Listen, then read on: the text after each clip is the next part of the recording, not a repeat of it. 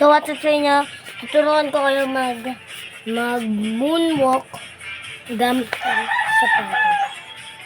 Ito. Ganyan. Natumba ako. So, yan. Una, step 1 is ganyan lang. Ginagawa na. Step 1, tayo ka na straight. Ayan yun. 2, 1, 2, 1, 2. Yan na yung result. Kung gusto nyo, ganito lang ang mga result. Kaya yung gusto nyo, ganito lang. Yes, ito naman yung ano na. Tuturuan ko na rin sa mga ikot. Pwede yung ganito lang. Pwede yung ganito lang. Yan, tapos talon.